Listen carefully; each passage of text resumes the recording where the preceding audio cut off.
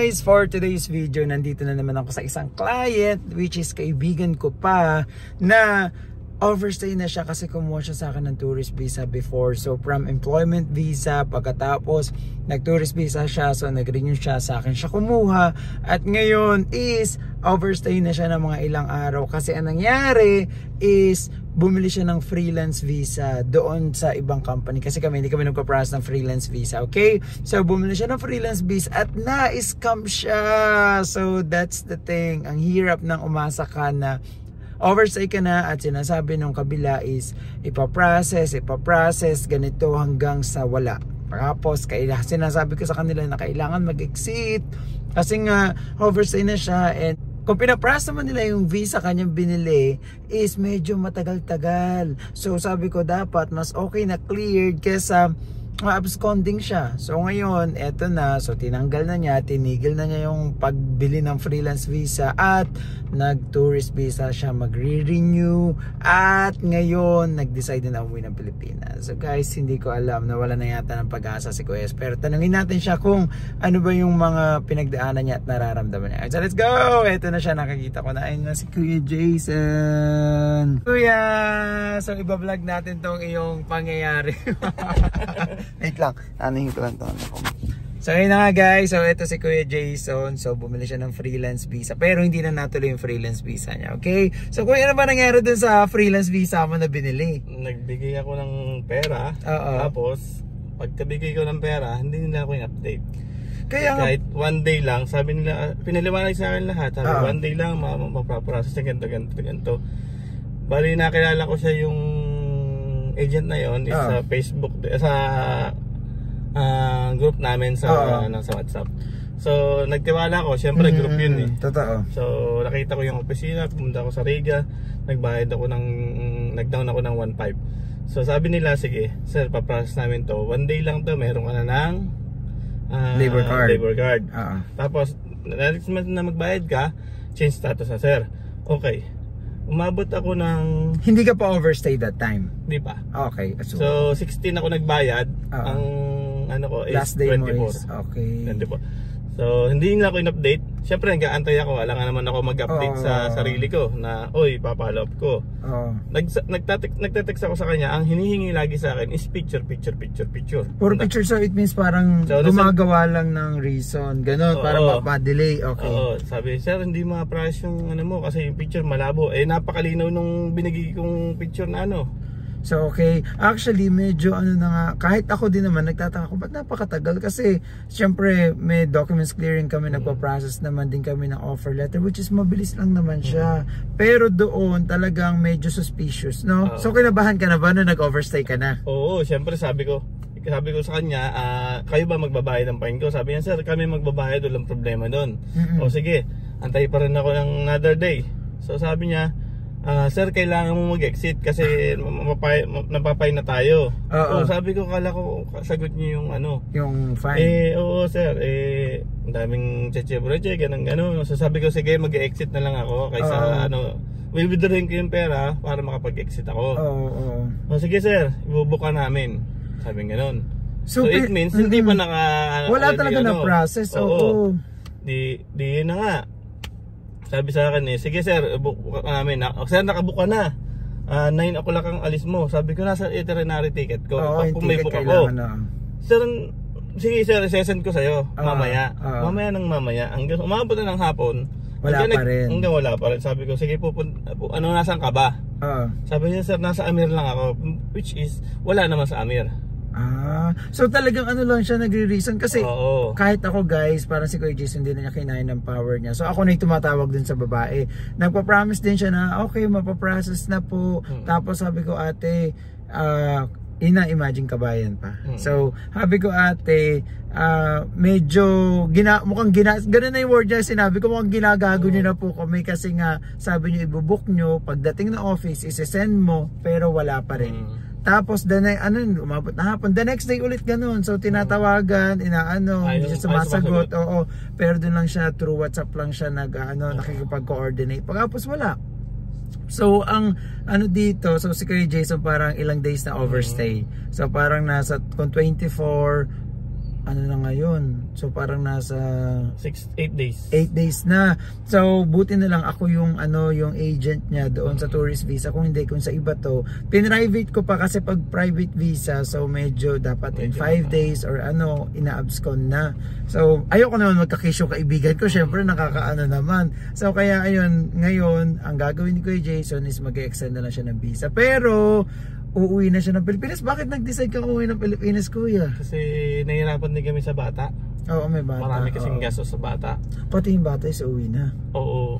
So, walang insurance ang bata, walang visa ang bata. Ibig sabihin, may visa, tourist visa. Kaya so, every month na lang o every 2 months mag-extend magkano rin yun. Hindi lang yung bata mag-exit. Siyempre, kailangan tatay or nanay. Tapos ngayon, siyempre, kailangan pagka may nagkasakit ng bata, gaya nung last time na nagkasakit siya, umabot ng 1.8. Grabe, no? Ano lang naman yun, check up lang yun. 1.8 ang inabot. Oo, dapat pala kinuha nyo ng insurance. Oo. Ay, hindi pala wala pwede kasi magiging insurance kasi wala akong visa. Oo, naka-tourist. Kasi nawalan ako ng trabaho dito. Oo. Means, hindi naman nawalan. Nag-resign ako sa trabaho, hindi ko akalain na hindi agad makakuha. Oo, hindi pwede. Kasi that time is, yung parang walang, mahirap makahanap ng trabaho. Summer, kasi nga sa amin. Oo. Taka yung mga bar kadalasan. Sa bar kasi si Kuya Jason is talagang close or whatsoever. Tapos, ayun nga, yun pala kasi nga nakatourist pala si Kali, no? Kaya wala talaga insurance. Kaya wala medyo insurance. mahal. Pero, grabe Kuya, ano yung gusto mo sabihin sa mga gustong bumili ng freelance? Actually, ang freelance talaga is bawal. Pero good thing na hindi mo na tinuloy at uuwi ka na ng Pilipinas. So, ano yung gusto mo sabihin sa mga taong gustong bumili ng freelance or whatsoever? Dapat yung gagawin nyo, pag kukuha kayo ng freelance, dapat yung talagang kilalanin yung tao. Bago kayo magbigay ng pera is kilalanin nyo muna mabuti bago nyo bitawan. It means kahit na may resibo, at least mahahabol nyo yung pera.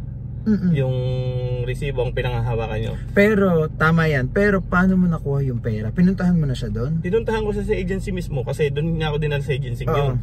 Which means hindi pala siya napasok lagi doon. Minsan lang. Baka agent lang talaga agent siya. Lang siya. So ang ginawa ko, kinausap ko yung boss nung pinaka at sir, sabi ko, makipagtulong sa akin. Kung hindi, idadamay ko yung opisina mo. Tatawag ako ng pulis dito para mag-imbestiga sa inyo. Tsaka yung kahit hindi mo kilalang tao. So tinakot ko, sabi niya nung boss, sige, ganito ang gawin natin. Sabi ko, sir, gawin mo. Kunwari, tatawag tayo ng pulis, pupunta tayo ng pulis, ipapupulis na natin siya. At least, alam niya na nanganganib siya kasi kung 1.5 lang nadali niya sa akin, is makukulong pa siya dito. Totoo. So ang tinakot ko hanggang sabi na, sige sir, hintayin mo ako, papadala ko na yung pera. So it means yung pera hindi nakapunta sa boss niya. Hindi. Nasa kanya pa rin. Nasa kanya. Hino-hold niya, ganun. Ay, grabe, Pero pinakitaan niya ako ng yung labor card. Pero may labor card. Pero parang attested lang ng labor card. Baka mamaya in-edit lang yun. Parang edit lang. Kasi, una-una, pag-approve na kasi offer letter, which is yung sinasabi nilang picture mo ang problema, hindi lalabas ang labor card. Bakit lalabas ang labor card kung di pa approve yun, di ba? At pangalawa, paano siya nakapag-issue ng receipt, which is hindi pa pala pumasok yung pera dun sa boss niya. So pati yung boss niya parang ginagago rin niya. Tama. Ganun yung nangyari. So nakipag-communicate ako sa boss niya. At least yung boss niya nakipag-communicate sa akin na takutin din yung tao. So after 4 hours tsaka lang naibigay sa akin yung pera. Kasi nga pinaligoy-ligoy. So ang tagal-tagal mo din naghintay doon. Nandun ako sa opisina nila. Okay, actually sabi ni Kuya Jason, pumunta daw doon sa police station, pero sabi ko sa kanya, pumunta kasi sa police station, hindi agad papakinggan yun. Talagang good thing naman na ginawa, pumunta ka doon, at kasi pag ganyan tatawag ka talaga ng police, no? So okay, so 4 hours ka doon. 4 hours, hindi, kasama ko pa yung anak ko. Siyempre anak ko hindi pa natutulog. Doon ko pa pinatulog. Seryoso? Mag-isa ka lang doon? Kayong dalawa lang? Kasi nga gusto ko makuha yung pera. At gusto ko malaman kung ano ba yung status nun, kung tutuloy ko ba o hindi na. Kung nandun na, sige tutuloy ko. Pero kung hindi, talaga kukuhanin ko yung pera. Even natuloy yung gano'n, pero hindi niya ako pinapollow up. Kailangan siya mag-follow up sa akin, hindi ako magpa-follow up sa kanya. Kasi siya yung nagawa totoo. Pero wala talaga, hindi talaga nag-start ng process at all. Hindi. Kung hindi nag-start ng process, bakit talaga may labor card? Di ba? Gaguhan talaga. Pakikita ko yung labor card. Ewan ko kung in-edit lang siguro to. Pero kasi meron akong labor card. sabi nung ano, meron ka na sir, meron ka. Pero Sino nagsasabi, yung babae lang? yung mga naandun, ito paano nila na-edit, Oo, edited nga lang. Kumbaga parang ano siya, grabe. Pero grabe lang. Hindi naman yan ang suot ko nun. Ay hindi, baka inedit nga. Siguro baka yung mukha mo Edited lang yan. yung pinaka ano, no? Yung suot ko parang itinaklob. Saka parang pinatong lang yung ano, Oo, yung yan. picture dun na hindi pa ginalingan yung pag-edit mismo doon sa pinaka labor card. Sinecheck yung personal number ng ganito. Hindi lumalabas. Hindi lumalabas. So ayan, kagaguhan nga. So, Kuya Jason, so paano binigay sa'yo mismo yung pera? Dumating ba siya? Pumunta siya doon? Nung una, sabi niya sa akin, sige sir, pupunta ako ng Algoret para ihulog ko na lang. Bigyan mo ko ng account. So, kumuha ko ng account doon sa boss nila o kaya sa mga staff nila. Sabi ko, bigyan niyo ako ng account para dyan i-deposit. Oo, kasi wala na akong mo na lang, wala ka ng visa. Wala na akong ano eh. O sige daw, di binigay ko si information. Ngayon, after 30 minutes, nakapila pa daw siya. Sabi ko 30 minutes na nakapila ka pa rin. Sabi ko magpicture ka nga, nagpicture naman. Totoo naman. Mahaba ang pila. Okay. O sige, umuo na ako, sabi ko mga ilang ano pa. Sabi niya, saglit lang sir, sabi binaba. Tapos tumatawag ulit ako after mga 10 minutes. Siguro mabilis lang naman yun. Oo, mabilis lang yun, totoo. Wala naman dito mabag, hindi mo ito Pinas. Para pilahan ka ng sobrang dami. Saka hindi abot ng sobrang tagal. Oo, okay. hindi. It means 10 minutes na uli, tumawag ako, hindi nasagot. Naka 10 times akong tawag, hindi nasagot. Tapos nung sumagot, sabi sir, nakapila na ako, 5 na lang. Sabi ko, teka lang. Bago ka magsinami yung 5 na 5 dyan, magkita lang tayo sa kahit saan din. Sa other, bakit i-deposit mo pa? Pwede mo na ilagay na cash. Nandito na ako sa Riga. Puntahan kita sa Algoret. Sige sir, puntahan mo, kita lang tayo sa metro, sabi sa akin. O sige, binaba ulit.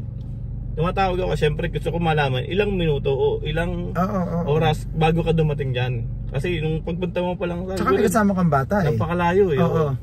Hindi, nag-stay muna ako sa ano, sa office nila. Hanggang tumatawag ako, 10 beses ulit ako tumawag, sinagot ulit. Sir, sabi ko nandito na kami, nasan ka? Kahit wala pa ako doon. Kasi syempre gusto kong malaman kung nandun siya. Sir, mga 5 minutes pa sir. Naglalakad pa ako, sige ako. Hindi muna ako malis sa agency. Tawag ulit ako, mga 5 times naman ako bago sagutin ulit. Sabi niya, sir malapit na ako. Malapit ka na malapit, kanina pa kami nag-aantay dito, init-init, sabi ko. Sabi niya, sige sir, hintayin mo lang ako dyan sa may Al Sapadi restaurant. Sabi ko, wala akong alam sa Riga, kunwari lang. Para maano na siya. Siya mag-adjust, syempre. Siya na kayo na binigyan ng problema. Sa unang-una, hindi nga dapat sa office na kayo nagkita, kung Riga lang din naman pala ang office. Siyempre, siguro nahihiya na sa kasama doon. Nag-hysterical ako doon. Hindi pwedeng ganan. Gusto nyo. Hindi pwede yung mga ginagawa niyo sa akin. Sa unang-una, sa'yo nagawa. Paano pa yung iba? For sure, madami pa yung sabi ko, madali akong kausap. Kung gusto nyo ng meron ako. Kung wala talaga ako, sasabihin ko ang totoo. Sabi ko kasi sabi ko, lang muna yung pera ko. Pagde-delay siya pa ako. Ginanong ko siya. Which is, sabi ko, okay sir, sabi sa akin. Sabi na, dagdagan mo pa to sir kasi para mas mapabilis. Sabi ko, kung talagang marunong kang magano, kahit ikaw mag-a-adjust na mapabilis yan. Totoo. Kahit sabi mong 1,000 nga lang yan kung kung kaya mong balusutin agad Totoo. So ngayon, yung sinabi nung ang tagal-tagal, wala ka alam sa Al Sapadi, ano sabi niya? Nakarating ba siya? Nakarating naman. Tapos sabi, sir, ikaw naman kasi nagmamadali ka. Natural. Overstay ka na. Overstay na ako Ikaw lang mag-isa kalagayan ko na mag-overstay, magpapain.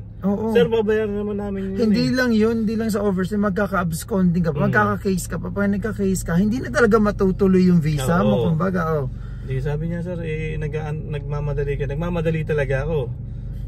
Even wala akong binibigay sa yung next payment, pero dapat bina-update mo ko.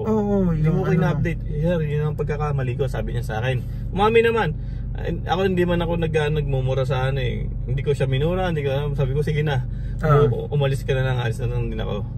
So binigay na lang cash tapos na.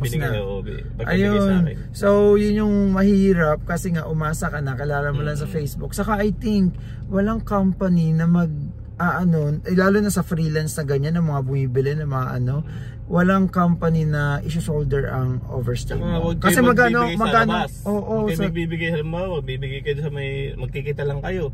Dapat mismong sa office kasi kung totoo ba yung resibo o whatsoever. Pero kung tiwalang-tiwala naman kayo sa tao at hindi man kayo kahit abutan lang kayo, okay lang. Kasi sa online mo lang nakita. Pero yun, isa din sa mga tip na kunyari mag-overstay na kayo, ang totoong company, kaso I don't recommend din freelance din kasi ginawa nilang illegal nga, ginawa nilang crime, so good thing di mo nag I don't recommend na pag ipaprocess tapos overstay kayo, babayaran nila yung overstay fine mo, kasi hindi, kasi kumbaga kikita sila, bakit ileles pa nila yung kita dun, especially ang laki-laki na nang binabayaran si Kuya Jason, more than 400 na yung babayaran, papas ganito lang yung kikitain nila, pas so I think it's magtaka na kayo, wag i-process nyo siguro kung hindi pa kayo overstay, pero pag nag-overstay na kayo, no na mag-extend na kayo kasi pwede nga magka-case, pas lalaki pa yung overstay. O kaya dumirekta kayo sa mga tao na mas mataas. Hindi yung mga agent lang talaga. Hindi, saka alam naman natin kasing mali, pagkapos sa agent lang pupunta, pagkapos yun lang, so mali na nga, pagkapos na ka pa, so si Kuya Jason na yan, nagkanda-kanda problema patuloy ngayon, dumaming kaming problema na ngayon, kaya gusto ko na umuwi ng Pinas. Pero kung ako, dapat hindi ka muna umuwi. Para sa akin kasi yung gastos kasi hindi wala kaming gagastusin so wala akong trabaho, wala ding trabaho yung asawa ko. So ngayon lang nag-apply ng sana matanggap bukas yung nawala kami para ng trabaho, kaya yun yung tapos wala kami pambayad ng bahay, so it means talagang wala kaming choice kundi iuwi yung bata. So maliit pa kasi yung bata ang problema is pagpabalik ka na. Madali na siguro pag nandiyan ka naman Actually pag tourist kasi medyo mahirap ang Philippines, pero let's see, lakasan talaga ng loob. Kasi naman ako, nakailang balik na rin dito. So depende rin sa kalalaki kasi it means kayang-kaya niya, so kaya niya pa sabihin sa yung ang asawa ko na hindi kami kasal pero nadala ko dito, madalian. Kasama pa yung bata. Nakakatuwa. So ayun, may bata kasi, so tourist visa okay lang yun. So ang ko lang, pag may anak kayo dito is ikuha nyo na agad ng visa, ikuha nyo agad ng insurance para walang walang naman kayo ng trabaho, kung makakuha agad kayo, hindi kayo mape-pressure sa visa. Kasi ang pressure talaga dito yung visa. Nakailang exit kami, 2 exit ako, yung anak ko 4. Diba? 4 ma? Magkano ang gastos nun? Kung kung nakatrabaho ka, napapos family visa mo. Kung kinuha ko kung pwede nga lang freelance ang anak ko, freelance ko So gagawin talaga, kasi hindi bata yun so 20 years old and above.